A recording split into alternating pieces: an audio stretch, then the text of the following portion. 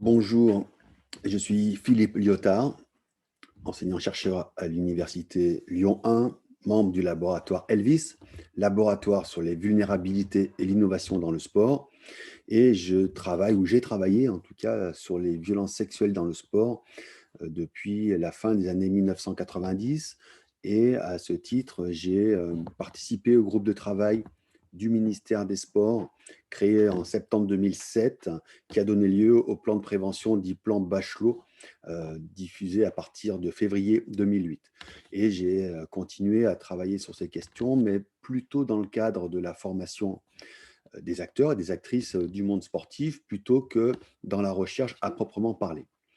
Néanmoins, mes réflexions s'inscrivent dans une réflexion, enfin dans un travail plus large qui a associé les questions d'homophobie dans le sport ou les questions de transphobie ou alors les questions de discrimination vis-à-vis des athlètes qu'on appelle les athlètes hyperandrogènes et notamment autour du cas Caster Semenya et de la manière dont la Fédération internationale d'athlétisme a produit un règlement objectivement discriminatoire pour éliminer, exclure de la pratique sportive un certain nombre de femmes en leur refusant la possibilité de concourir dans la catégorie femmes, la catégorie sportive femmes.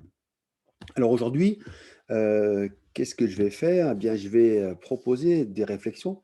Je vais plutôt être là-dessus, sur une volonté de lancer quelques pistes, alors certaines que j'ai déjà travaillées depuis un moment, mais plutôt pour aussi que chacune et chacun d'entre vous puisse s'interroger à partir de ces pistes sur sa pratique, sur les perspectives que l'on peut mettre en place pour transformer finalement l'environnement sportif et le rendre peut-être plus respectueux des personnes et en tout cas plus protecteur ou encore plus protecteur dans les espaces où il y a déjà des actions qui vont dans le sens de la vigilance, ce que j'appelle la vigilance collective.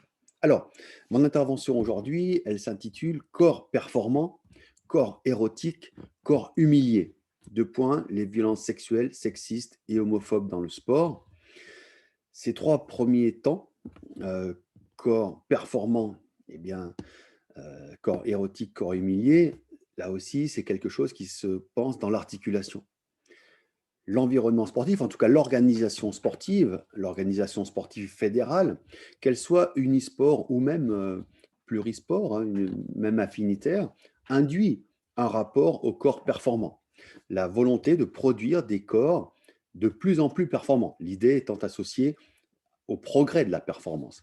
Même si on est dans une perspective dite de loisir, il n'empêche qu'on est à la fois dans une démarche peut-être d'entretien, mais avec en arrière-plan ces valeurs qui sont associées à la performance, qui sont le progrès, le travail et bien sûr la réussite. Hein, la réussite pouvant être située par rapport à la personne, à un individu, comme elle peut se situer dans une hiérarchie sociale, et on y reviendra tout à l'heure, car les corps performants sportifs sont des corps qui sont rapportés à une hiérarchie sociale. Ce sont des corps qui sont classés par rapport à ces performances. Et nous verrons que ça a un impact dès lors qu'on interroge les rapports sociaux de sexe, c'est-à-dire la façon dont les individus, en fonction de leur sexe, hommes ou femmes, alors je ne vais pas discuter les distinctions genre, sexe, etc. Là, je prends le sexe par rapport aux catégories sportives de sexe qui organisent une ségrégation réglementaire dans la plupart des sports et dans la plupart des compétitions en séparant d'un côté les personnes de sexe masculin, donc les hommes, et de l'autre côté, les personnes de sexe féminin, donc les femmes. Ce sont deux catégories cloisonnées, étanches, et on verra que ça a un impact dans l'environnement culturel du sport. Alors, corps performant, corps érotique, alors on pourrait imaginer qu'il y a là aussi un cloisonnement. Or, le corps érotique peut émerger à tout moment, dans tous les contextes, dans la mesure où on va produire un regard qui érotise le corps. Et dans les tensions autour de, ou les réalités plutôt, qui ont à voir avec les violences sexistes ou les violences sexuelles, voire les violences homophobes, il y a quelque chose qui a à voir avec l'érotisation du corps. Le corps n'est pas qu'un corps performant, le corps n'est pas qu'un corps technique, le corps n'est pas seulement un corps qui fonctionne, c'est aussi un corps qui produit, qui peut produire du désir. C'est un corps qui peut dégager un certain charisme, mais aussi une certaine attirance. Et c'est un corps qui, dans le jeu des interactions entre les hommes et les femmes, entre les femmes et entre les hommes, va en tout cas, peut s'associer à l'érotisme. Et dans un certain nombre d'affaires, on voit que des corps qui sont là pour travailler la performance sont érotisés par des personnes qui vont à ce moment-là eh bien, produire un certain nombre d'actions, un certain nombre de faits pouvant aller jusqu'au viol, mais en tout cas vont générer une ambiance dans laquelle ce corps érotisé va devenir un- un- une cible, va devenir un objet du désir pour un entraîneur, pour un camarade de club, etc. Alors, corps performant, corps érotisé. Troisième axe, le corps humilié. Eh bien, là aussi, dans cette culture sportive, et je verrai tout à l'heure, hein, je reviendrai sur ce que c'est que la culture, en tout cas la définition que j'en donne, on s'aperçoit que la culture sportive contient aussi une culture de l'humiliation.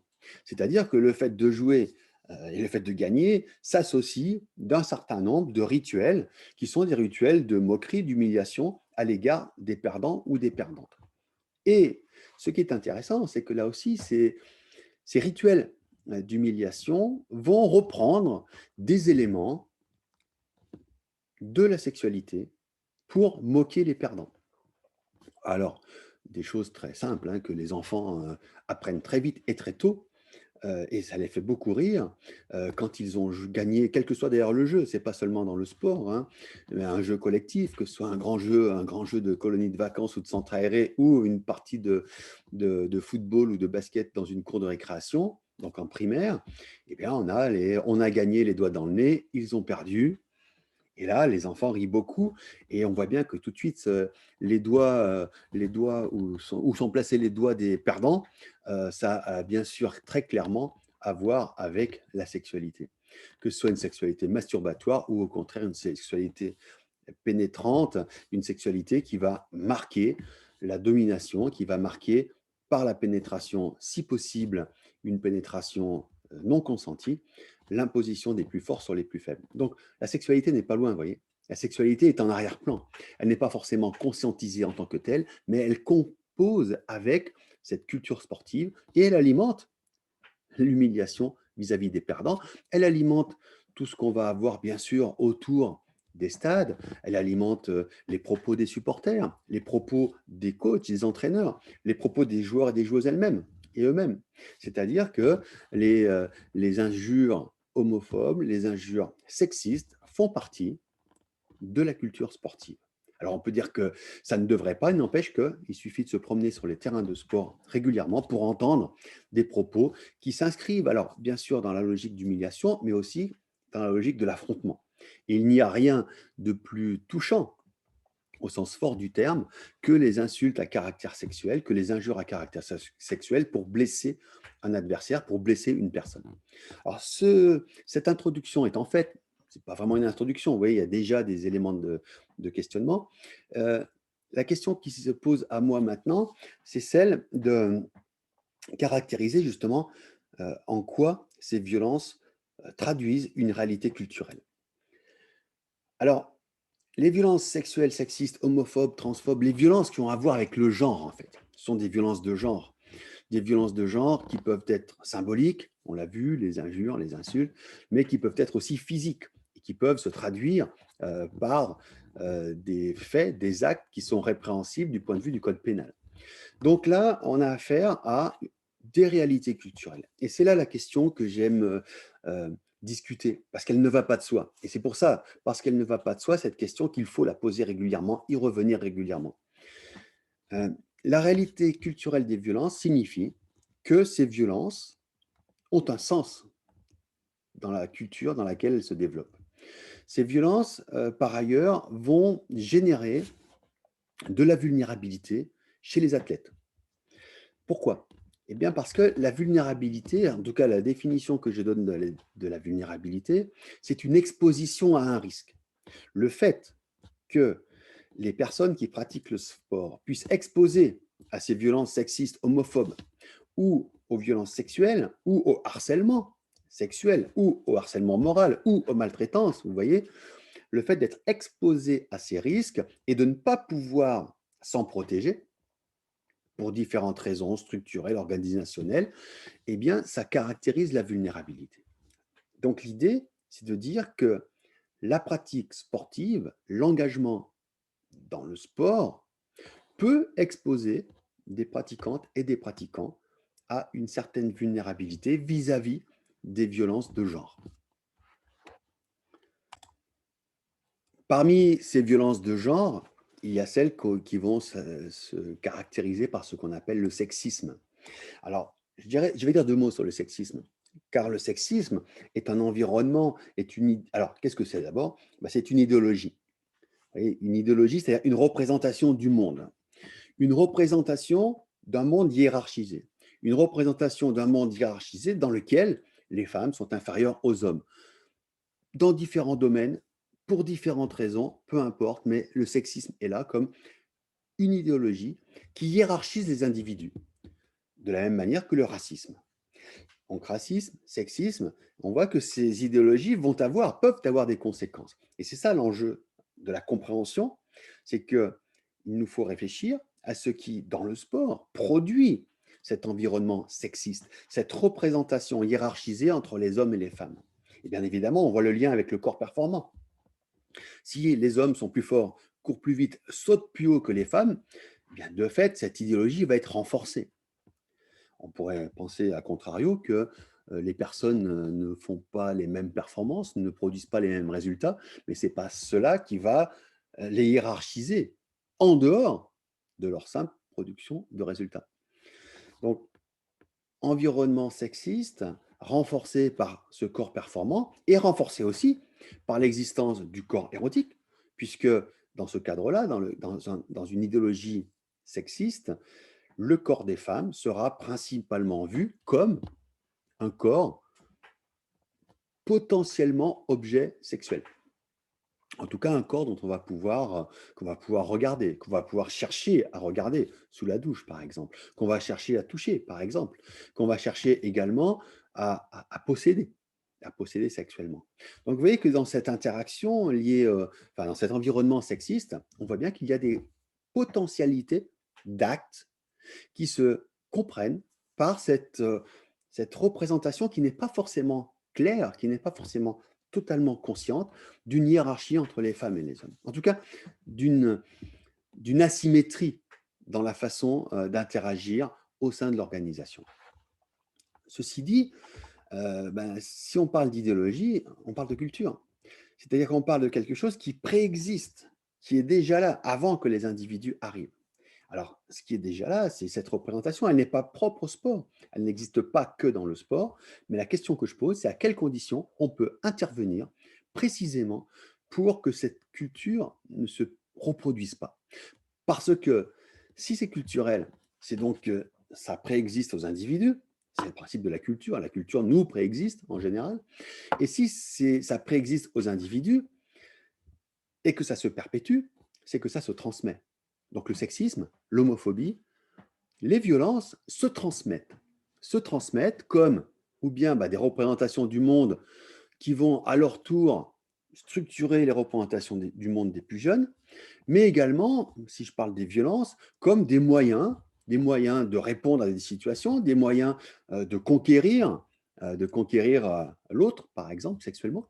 Donc là, on voit bien il y a quelque chose qui a à voir avec la culture. Et donc, si ça a à voir avec la culture, c'est très intéressant parce que ça peut nous amener à réfléchir à qu'est-ce qui se transmet, comment ça se transmet, et dans le même temps, comment on peut agir puisque la culture, une des caractéristiques de la culture, c'est qu'elle se transforme, c'est qu'elle évolue. Et donc voilà les deux points à penser. Qu'est-ce qui, dans le sport, perpétue cette idéologie sexiste, cette hétéronormativité qui fait que, en vis-à-vis, toutes les personnes qui ne sont pas dans la norme hétérosexuelle sont des personnes qui vont être à leur tour objet de moquerie ou qui vont servir à alimenter les injures, les moqueries, les humiliations de l'autre, du perdant, de l'adversaire, etc. Donc, si la culture peut se transformer, elle va se transformer par quoi? Elle va se transformer par l'éducation. Et ce sera mon dernier point, je terminerai par là. Elle va se transformer par l'éducation. Et donc, l'éducation sportive, ce n'est pas une éducation vertueuse quand je pose l'éducation comme processus. L'éducation comme processus de transformation des individus. Certes, le sport possède des valeurs. En tout cas, le sport est accompagné d'un discours qui n'a de cesse d'affirmer que le sport véhicule des valeurs. D'accord. Mais quand on apprend à faire du sport, on peut intérioriser ces valeurs, la valeur du travail, la valeur du progrès, la valeur de la performance. Bon. Et puis, on va aussi intérioriser des valeurs, des normes, des idéaux. On va incorporer le fait qu'il est normal dans le sport d'avoir mal, qu'il est normal de souffrir, qu'il est normal d'obéir à l'entraîneur, qu'il est normal de subir finalement ce qui est imposé, proposé et imposé selon l'âge, selon le niveau de souplesse, je dirais, de l'interaction, par une personne sur d'autres au nom de la performance. Donc ça, ce sont des choses qui s'apprennent. On n'apprend pas seulement à taper dans un ballon, à nager ou à sauter par-dessus une barre. On apprend aussi au sens où on intériorise des normes, des valeurs. Et c'est là que le sexisme, c'est là que ce que j'appelle l'homophobie, vont jouer un rôle éducatif. Parce que leur présence dans l'environnement sportif va contribuer à transmettre, à diffuser cette hiérarchie entre les individus, entre les groupes d'individus. Et rien n'empêche que l'on puisse faire autrement. Rien n'empêche que justement cette reproduction des moqueries sexistes, homophobes ne soit pas quelque chose qui participe, par exemple, à la volonté de stimuler les gens pour les rendre plus performants. On n'est pas obligé de dire à un enfant qu'il a fait un tir de gonzesse ou un tir de tapette pour lui dire que son tir n'était pas efficace. D'abord, il le voit que son tir n'est pas efficace, il le constate quand le tir passe à côté ou quand la passe est ratée. On n'a pas besoin de surajouter le fait que cette passe est associée à une catégorie de personnes qui est considérée comme inférieure, puisque c'est justement cette appellation qui va permettre de discréditer, de dévaloriser la passe. Donc voilà l'enjeu. L'enjeu éducatif, il est là pour moi.